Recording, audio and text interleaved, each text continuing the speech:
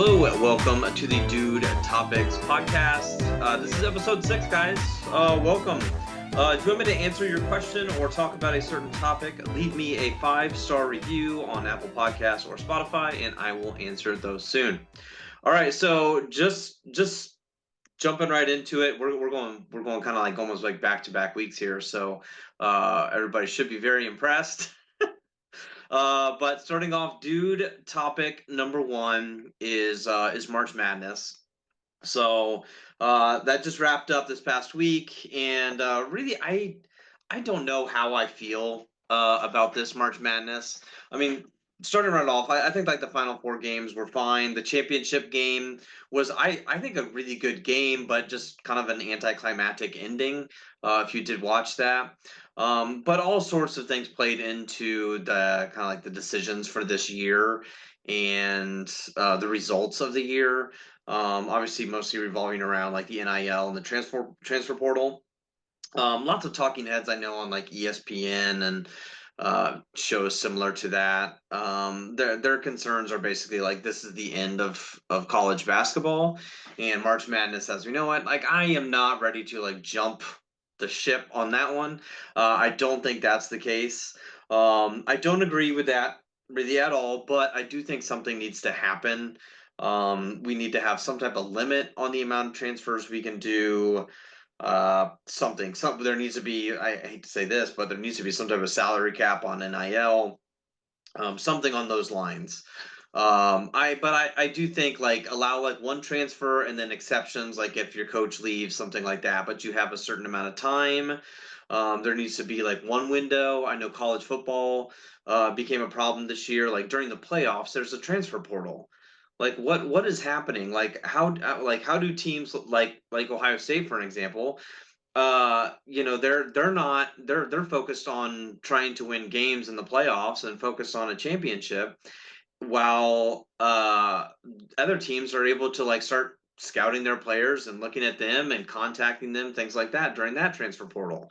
I think like last year during the playoffs, was it last year or this year, where Penn State's like back, I was maybe it was this year, Penn State's backup quarterback transferred out like during the middle of the play. Yeah, it was this year, like during the middle of the playoffs. Like what are we doing?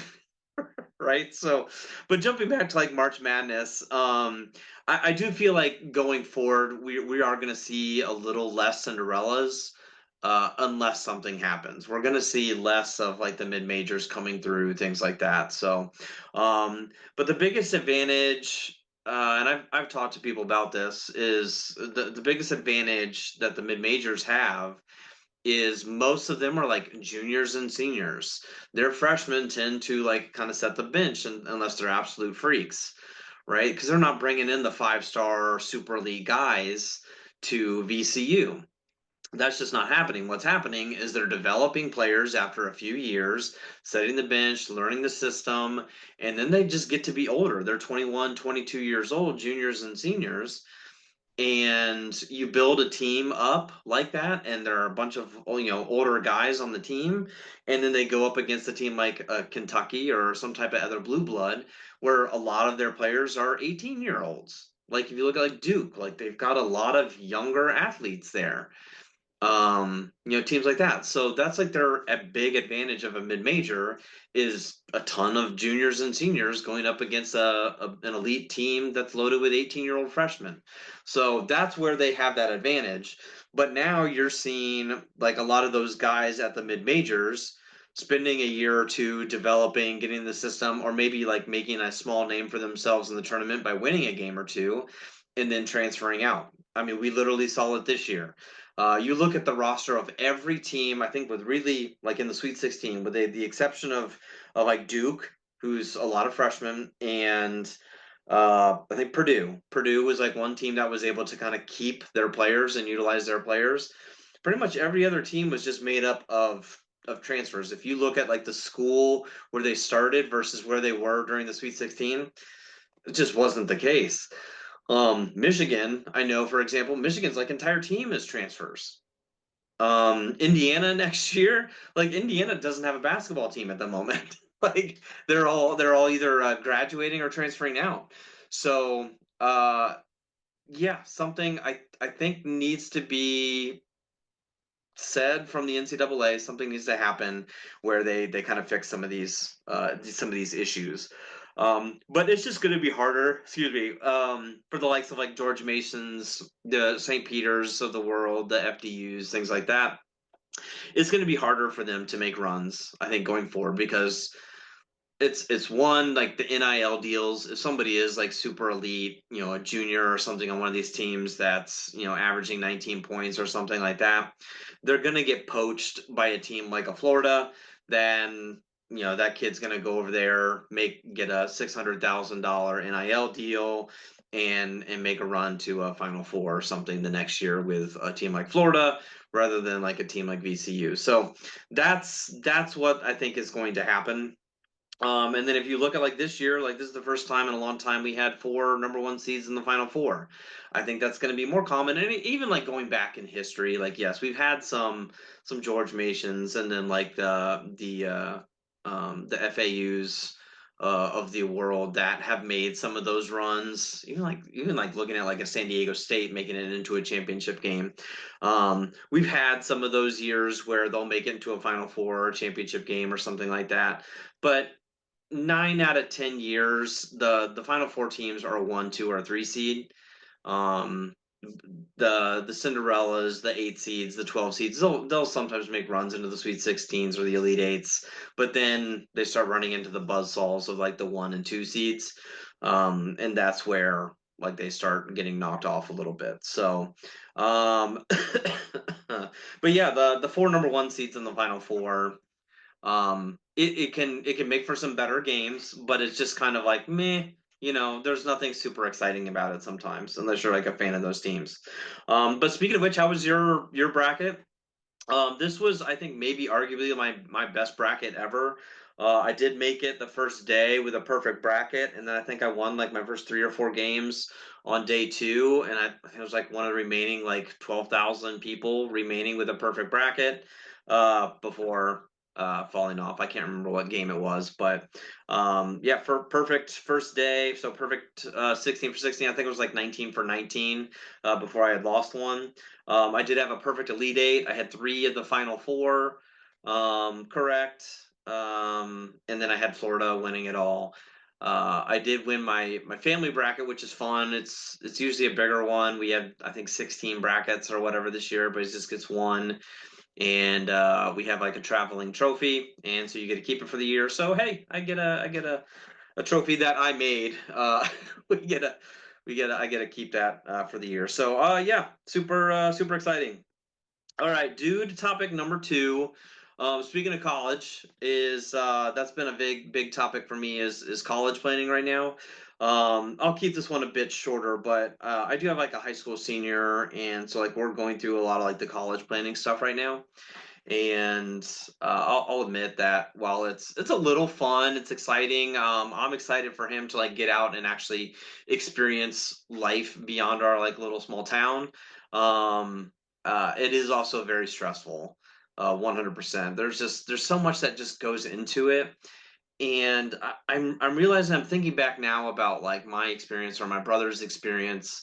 My brother is going to the same school that my son is going to, and I was thinking about like my mom's experience with that when my brother going to school there had to be so dramatically different because at the time, I mean, this was mid 90s, so we didn't have the internet. Very few people did. We got like dial-up internet in like 97-ish or so. Like a lot of people were getting around that time. Or yeah, 97, 98, whenever that was. But when he was a senior, we didn't have it at home. We maybe did, but I don't think so. And so he, you know, it's like finding all the details and the information on how to do it or whatever. You'd have to like buy a book and read it. But now it's like you can just get on schools' websites or, you know, just Google it on how to do that.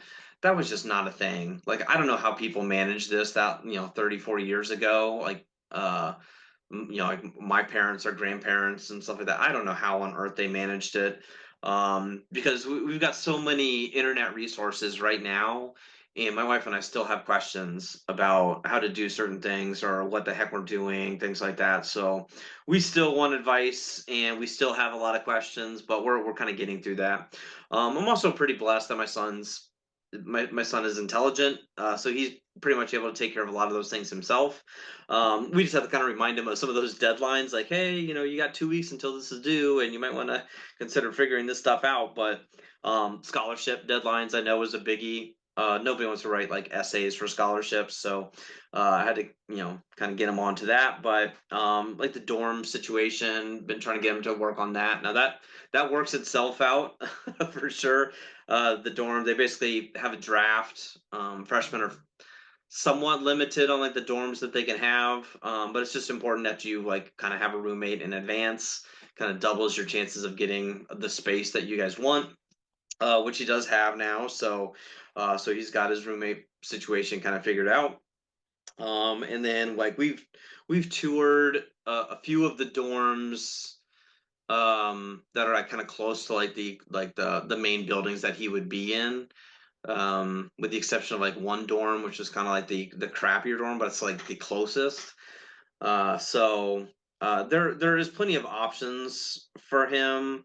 Um, but yeah, it works itself out. You pretty much just hope for the best, that you're kind of picked early and you can kind of get your dorm that you want. And then yeah, I think the bigger thing right now that we have, like the questions that we have are like the student loan situations. Like we'll have that kind of figured out here soon. We've had a meeting with like their student loan people, um, or their financial advisors or whatever, and to kind of go through that. So yeah, that's no fun. Not gonna lie. Probably one of the more stressful parts of this, 100%. He'll get his class schedule done here in June, and then he'll have orientation. Or during his orientation, he'll get his class schedules kind of figured out, and then we'll kind of know that pricing, and then we'll be able to kind of work through the loan situation and get all that stuff figured out.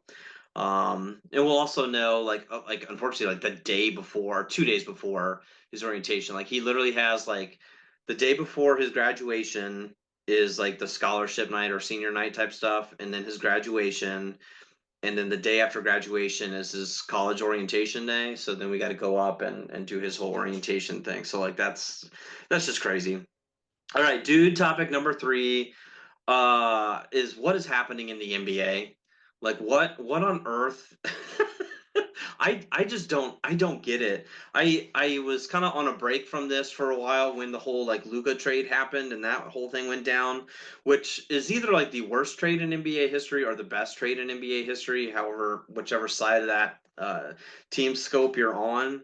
I did see the other night when he went back to Dallas, Luka, when he went back to Dallas, scored 45 points, uh, and and got the win. Meanwhile, fans are chanting to like fire the current GM or whatever, which was freaking hilarious. And then it goes to Mark Cuban, who had sold the team or whatever, but he was still in the stands. And there was a video of him like during the whole chanting of fire Nigo, who's the GM. Like he's just sitting there like just shaking his head no, like he's just embarrassed like all this went down. So Dallas loves Luka, but this is just it's just so bizarre. I don't know what on earth they're doing. But now, speaking of what is going on in the NBA, like the Denver Nuggets fired their head coach and GM. They are currently fourth in the West.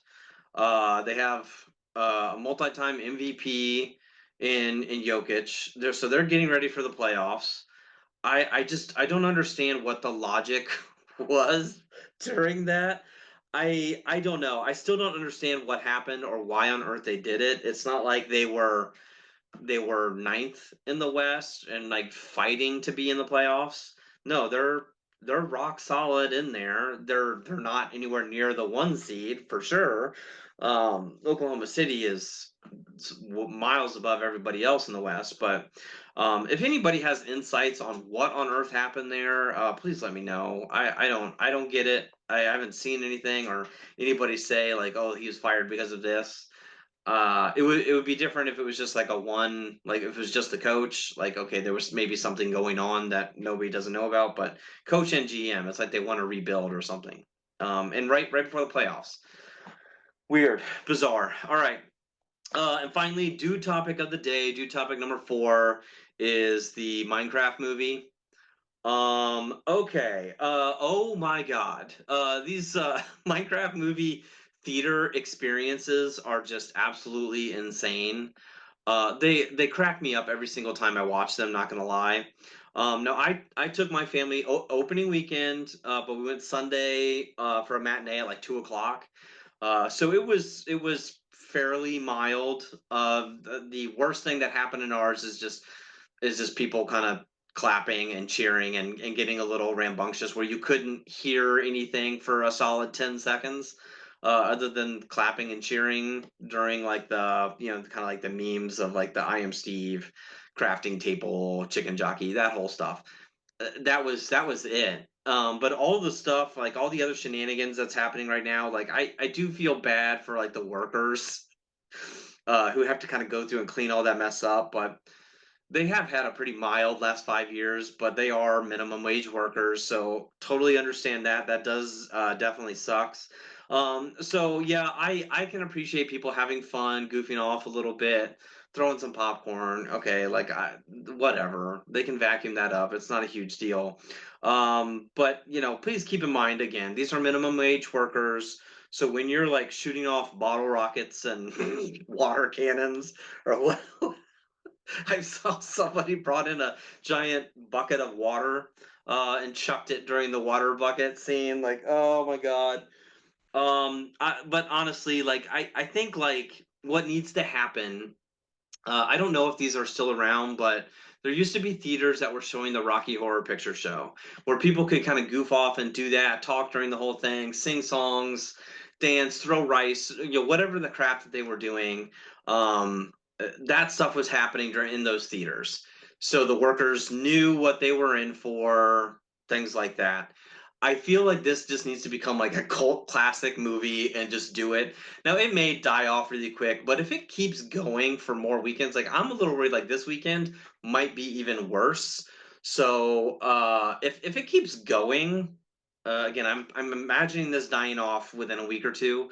But if it keeps going, I literally think like some of these theaters just need to take it and they just show it on one night a week and like just everybody go and have fun, goof off, don't break or destroy, set anything on fire. But if you want to throw popcorn in the air or whatever, great. But maybe like no live animals. I did see somebody bring in a live chicken, I guess on a Tuesday night showing. So maybe leave the live chickens at home. I don't know how on earth he kept a live chicken or snuck it in first of all, but then kept it quiet until the final 30 minutes of the movie. And then he's standing on a dude's shoulder with this live chicken. Oh my God, it's so funny, but just so insane. I don't get it, um, but yeah, it is funny. I'm not gonna lie. Like I could watch those videos all day long and just laugh. And then people were taking like movies from like India. I guess there was some clip from like a movie theater in India, and they were saying like the Minecraft movie is getting crazy. It wasn't the Minecraft movie, first of all, but they were like setting fireworks off in the theater, like insane, like extremely dangerous, where people could get severely hurt. So that was happening. But yeah, people were like, the Minecraft movie's getting wild, man. It wasn't the Minecraft movie again. It was taking place in India, but fireworks is nuts. Like that's next level. Okay, so my honest review though of the movie, it's just a meme. Like it's not gonna win awards. It's a dumb, goofy movie. Green screens were horrible. The story is very meh, very just kind of dumb. But again, it's just a dumb, silly, kind of funny movie where you're supposed to just shut your brain off and just have fun. Yeah, it's like I said, it's not Oppenheimer. You're not winning awards here. It's just supposed to be goofy, right? And everyone who's like from the age of like 6 to like 40 something. I'm in my early 40s, and I've played a lot of Minecraft in my day. My son played it, so my son's 17. He played it. I mean, he still plays it every once in a while, not as much, but he's played it. My daughter plays it a little bit. So everybody has played Minecraft. It's by far one of the most popular video games of all time. So everybody can kind of appreciate bits and pieces of it. Is all I'm saying. So again, don't go in thinking this is the most epic movie of all time. It is not. It's a pretty bad movie, but they know that going in, and obviously it's killing. They're making a ton of money. Spoiler alert, it's kind of set up for like a second one a little bit too. So um yeah. I can't imagine them doing this again, but I think theaters will be more prepared going forward. So yeah, that is it for me. I do appreciate it. Let me know if you've seen the Minecraft movie, what you thought of it, if you had any crazy experiences, or if you were one of these people who are bringing in live chickens and throwing buckets or ices at the screen or whatever. Let me know. I want to hear all about it. It was kind of funny. So, but again, be sure to leave those 5-star reviews on Apple or Spotify, wherever you happen to be listening, for a guarantee that I'll talk about it or answer it. Or if you're on YouTube, comment and leave a like there. Comment, ask a question, or give me a topic you want me to talk about, and I'll do it. All right, later.